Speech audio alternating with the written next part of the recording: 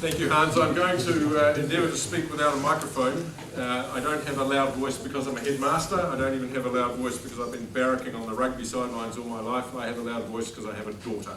Those of you who have daughters know that's what you require. It is a real pleasure and a privilege to be here. I'd like to thank Hans in particular. This will come as a complete surprise to you, but I first met Hans in a beer tent. But it was Kamem, so I suppose that was legitimate. And I've been most appreciative of the support that I've had from him since I arrived. Although you can see I've now graduated to the illustrious company of not one but three presidents. And I did ask earlier in the evening a number of people what is the difference in the Bromsgrove Club between the president and the chairman. The answer is unanimous. One does all the work, the other takes all the credit. But no one's told me which one's which. So I'll leave you to explain that to me. When Hans sent me the email to invite me to speak tonight, I misread it. I thought it said I now realise that what it said was to speak at an all black tie event. I thought it said to speak about an all black try. Fortunately, I'm not thinking about that tonight. I'm making a lot of friends in the show. Anyway, I'm here tonight with my wife Sandra, who is my rock, and I'm very grateful that you invited her as well. And I want to say on behalf of both of us first that we are so humbled and sincerely grateful for the welcome we've received from the Bromsgrove community in general, but in particular from old Bromsgrovians. It is extremely heartening when you're the new boy on the block to come into this sort of environment and be welcomed with open arms. We're very grateful for that. My predecessor, as many of you will know, regularly described Bromsgrove as being without pretension. I completely agree with that, but I would add to that description that it is also an extremely generous and welcoming place, whether that's children joining the school, and we know firsthand because Sandra's son, my stepson, has joined Schoolhouse in Year 9, or whether it's the new headmaster or in fact his wife. Everybody has been most welcoming, and we're very grateful for that. And that's an experience I've had across the board, from an illustrious dinner like this, the reunions that I've run recently in Hong Kong and Bangkok, the same spirit of warmth and generosity and welcome, and the sidelines on a Saturday afternoon. Although not quite so joyful this afternoon because the 15 lost to Monmouth, which hurt. Although we did, I have to say, I take the traditions of Routh Assembly very seriously, and so I'm very sombre up there. I don't deviate, but I did say 3 weeks ago, as I was announcing the forthcoming fixture, and I mentioned the fact that the rugby was against our old rivals Millfield. I did say, I paused for a moment and said, gentlemen, I need to tell you that the headmaster at Millfield is an Australian. Do I need to say any more? And we beat them. So it works. Anyway, Hans has generously asked me to speak tonight and suggested that I tell you a little of myself. I can't imagine why you would want to know too much about that, but more importantly, perhaps my first impressions of Bromsgrove, and I suppose even more importantly, my plans and aspirations. So a little on myself. First and foremost, let me get it out of the way nice and early on. I am the only living New Zealand male never to have played rugby. I love rugby with a passion. I have a brother who was a professional player, but I became involved in the outdoors very early on in life, and subsequently went on to become an outdoor education instructor for many years. And so while my peers were out on a rugby field of a Saturday afternoon, I was more likely up a river in a kayak or on a mountain somewhere. So please don't look at me and assume that I was a budding all black. I can certainly give good advice from the sideline, but that's about the size of it. I am the eldest of a reasonably large family, 5 of us. Brother who's a creative designer, one, as I mentioned, who's was a professional rugby player, sister who's a dive instructor, and another sister who was a drug dog handler and a security officer at an airport. So all those TV programs that you see on TV, that's Border Patrol and fishing shows and rugby, that's my family. I have a couple of degrees. I've got a Bachelor of Arts degree in English and Geography, which really just means that I can read street signs, and an MBA, which means that I know enough about the jobs that most of you real workers do to know I don't want to do that sort of thing. I'm quite happy to be where I am. Joking aside, I'm not usually disparaging about education. I love it. I'm sure John will attest to that. It is the best job in the world. I feel utterly privileged to do what I do, and I think I make a bit of a difference doing that. So I'm very, very pleased that I narrowly avoided my heart's desire when I was 18 years old was to be an air traffic controller.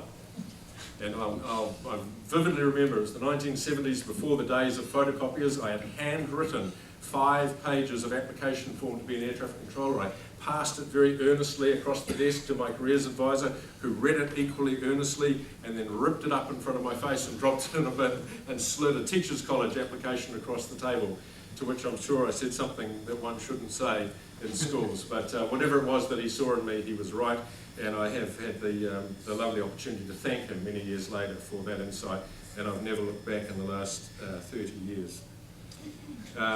I taught geography for a while. As I mentioned, I was an outdoor education instructor for many years, and that led to an interest in leadership training with young people, both in schools and I worked for Rotary for a wee while, working with young people in their early 20s in the leadership field as well. The outdoors, of course, in New Zealand is very accessible, although I actually think it's equally accessible here. Had the great pleasure of joining the lower fourth on the walk across the Malvern Hills a couple of weeks ago, and it was wonderful to drag my boots out and get out in the open again, do what I love doing.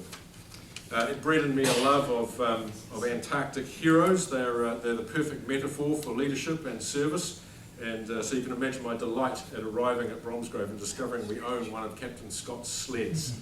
I'm in the process of dragging it out of the old chapel and putting it there where everyone can see it. It's a wonderful, wonderful piece of memorabilia. So I have spent much of my life in the hills and in the rivers with young people, trying to use the outdoors to show them what lies inside them. Which might make you ask, as many people have, why would I come to Bromsgrove? I think that people assume, and some of you I know have been there, that New Zealand is a great subtropical paradise, and it is. It's a beautiful country, and I've walked and paddled and climbed in many, many parts of it.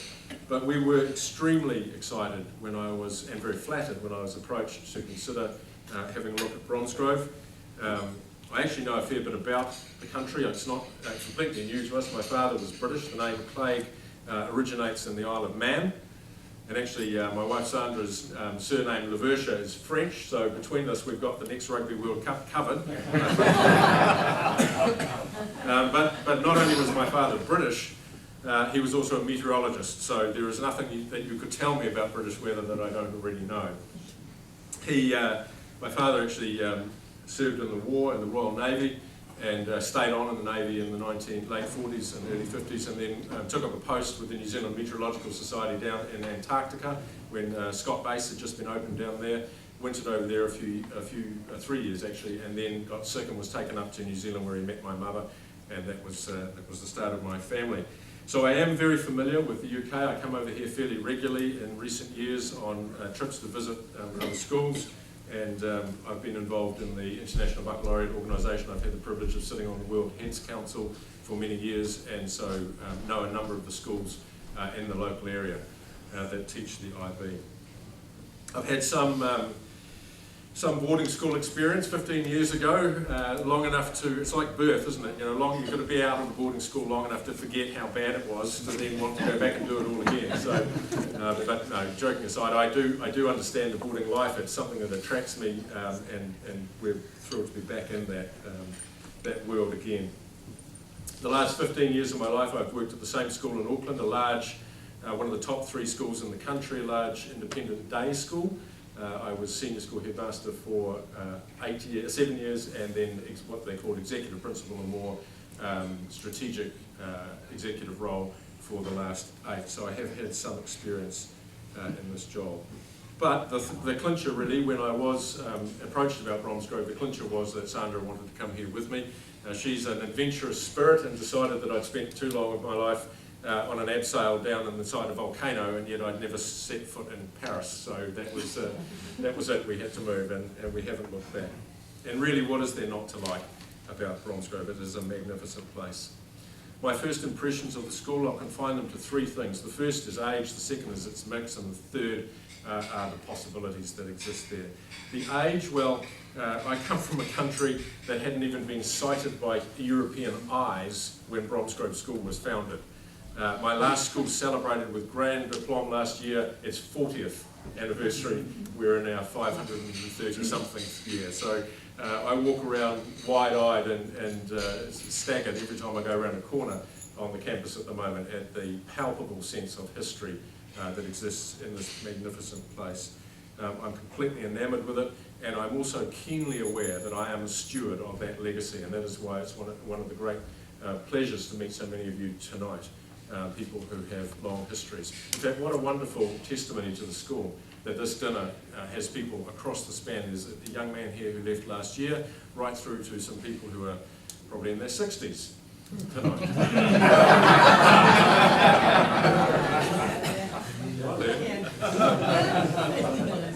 So the age is something that strikes me straight away. The second thing is the mix. Really, Bromsgrove is a theoretical impossibility. The educational writers of today will tell you it shouldn't work. It's not possible for a hybrid school like ours to work properly. You're not supposed to have day and boarding coexisting nicely. You're not supposed to be able to have very young and very old boys and girls, international and British, all getting along well in one place. And we defy that logic because not only do we get on well, we do exceptionally well. We are in the top of any index you care to name at the moment. The Times newspaper last year in its league table of the top sporting schools of the nation put Bromsgrove at number 7 against a multitude of schools that spend a huge amount of money on sports scholarships. That's pretty impressive. Our IB results would put us in the top 3 schools of our kind in the country, A levels close behind. The best ever GCSE results in the school's history last year. Sadly, I can't take any credit for those. A little bit of pressure coming up for the coming year, but still. A boarding school operation that regularly hosts visits from the top boarding schools in the nation, coming to us to work out how it is that we're doing it so well. And I take great delight in showing them around. There isn't a house in the school I wouldn't take a visitor to. So the mix is the second thing that strikes me in my first few months here. And the third thing is the possibilities that exist. There is certainly nothing wrong with the school, far from it. I feel very privileged to have inherited it in such good heart. But I look around at what I see and I think there is so much opportunity here. In fact, this week has been a particularly poignant one for me, that it's come on the back of Remembrance Day and Remembrance services.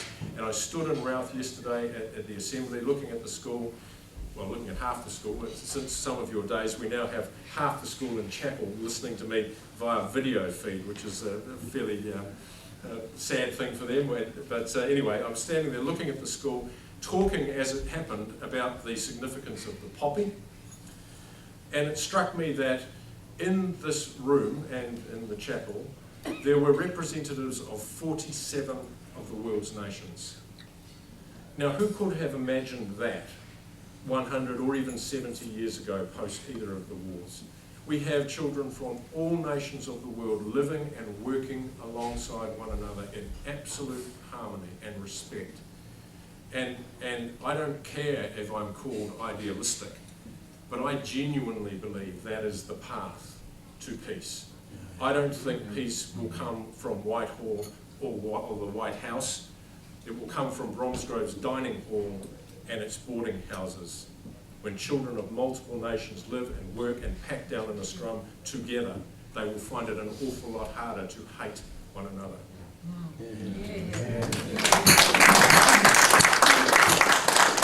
So there is great possibility at this school, and I'm excited to be here.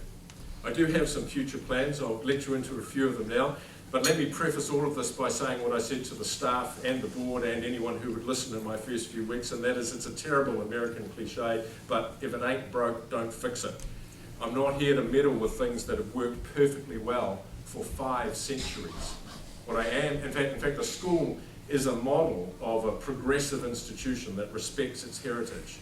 It knows when it needs to change, but it knows what it needs to hang on to. It doesn't throw the baby out with the bathwater with fads, but neither does it bury its head in the sand against the inevitable onslaught of things like modern digital technologies. So the things I'm interested in are the things that can help improve on what have always worked. The roll is now capped, And everyone laughs when I say that, because apparently it's been capped under each of the last 8 headmasters, starting from being capped at about 400 under Ralph and moving on. So I promise you at the moment it is capped under this headmaster at 1,650. That is a big operation. That of course is spread across all 3 schools, the pre-prep, the prep and the senior school itself. But we could get bigger.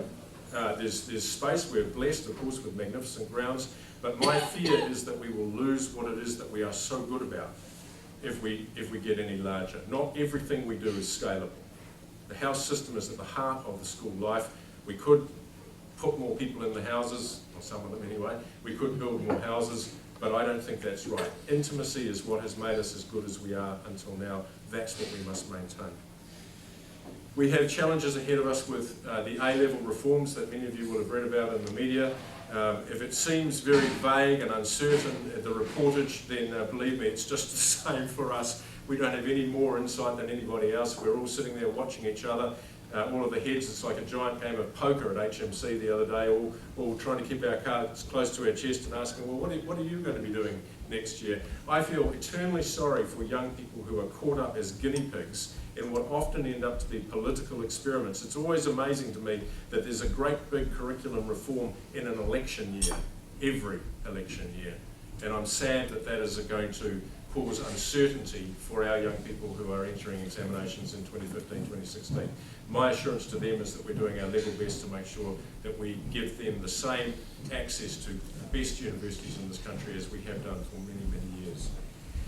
We've got a lot going on the campus. We've obviously been the beneficiaries in recent years of some magnificent sporting facilities. The building projects haven't stopped. We're midway through a major revamp of our dining hall, which I'm sure will excite the younger old Bromsgrovians who are here.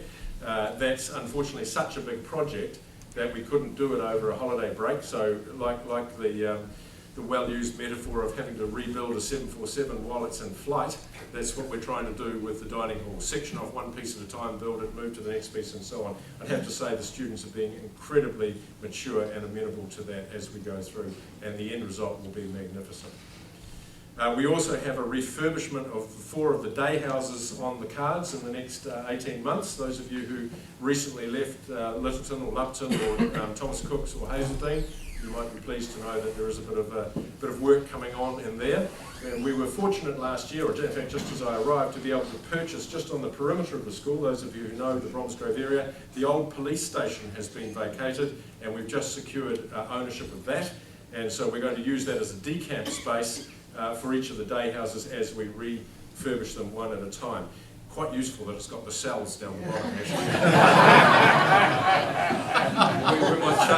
we might charge extra for those rooms.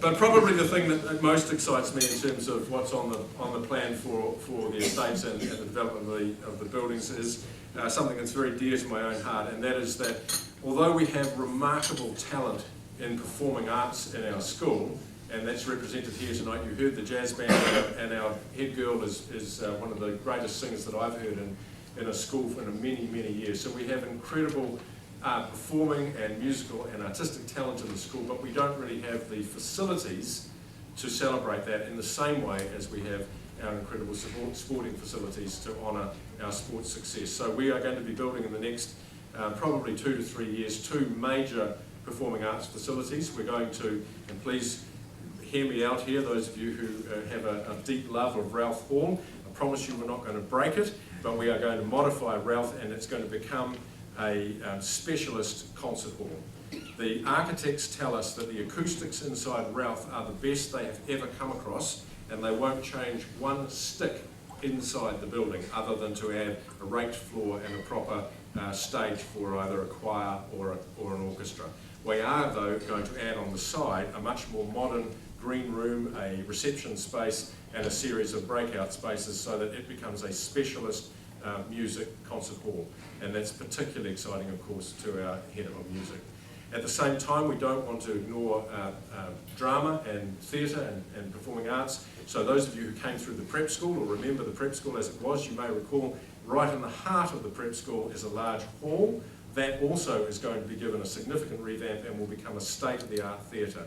The architects doing both these projects are Charcoal Blue, who are the people who did the Royal Shakespeare Company in Stratford recently, and they have been a dream to work with, and I'm very excited about what these two facilities will look like when they are finished. The last piece of the puzzle is, if you can visualise the school, we're going to build a custom walkway between the two facilities. It will be a performing arts avenue, and it will meet another of my objectives, which is to reinforce the fact that we are one school, that the prep school and the pre-prep are connected to the senior school, and so that will be a physical link as well as a celebration of the journey that young people make from the pre-prep to the senior school. So exciting times ahead on the grounds.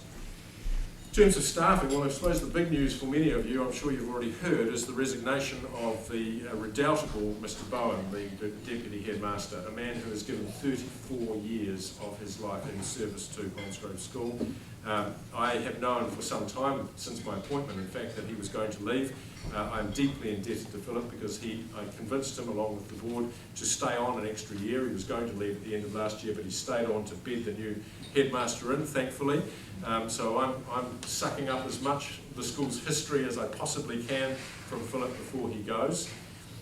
It is testimony, I think, to his calibre that I have decided not to replace him as a deputy, but rather to appoint a head of the senior school. That is, in fact, what he has become in recent years. And although I currently have a head of the prep school that sits on the executive, it's more appropriate that we have a head of the senior school join them as well. So Philip is responsible really for that increase in the title of that job. That's one challenge, of course, is replacing him and his incredible daily care in the boarding houses, and his pastoral background is without equal, really, but I think we will get a much better field advertising for a head than a deputy. The other challenge, though, of course, is that Philip is the institutional knowledge in the school. Although I've had great delight in meeting many people in this room tonight and scribbling your names down, so I at least know some other sources for some other stories. What I do want to do is do something more than we are currently doing to recognise the school's history. I love the old chapel. I think it's a magnificent building. I love the memorabilia that's inside it. I think it's fantastic. If I'm honest, I think it's slightly dated in the way that it's presented. And so it's my aspiration, in fact, as recently as yesterday, I've just put in my governance report, so you're hearing this before the government. It's my aspiration to create a better historic centre in the school and to appoint an archivist.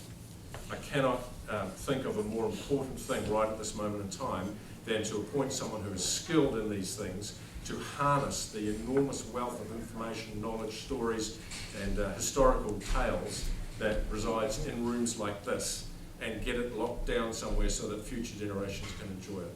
So although Philip is leaving, his legacy as well as the head of a senior school is that I am impelled to create a purpose-built visitor centre with a museum and to appoint an archivist.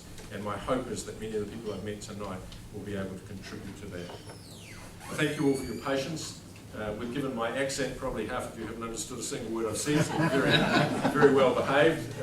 I am working on unflattening my vowels, but in the meantime, it is just a time for me to say once again how delighted that Sandra and I are to be here. We feel already part of this great school. It is the best decision I've made in my career, and I thank you all for your part in that. I'd like to end. I'm good at getting in, so you don't have to applaud me. I would like to end with a toast, however. I think I would like you to charge your glasses and please be outstanding. And I should like to offer a toast to the old Bromsgrovian Club, and indeed to all the groups that Hans mentioned, the Foundation, the alumni, and all old Bromsgrovians, but importantly to the club.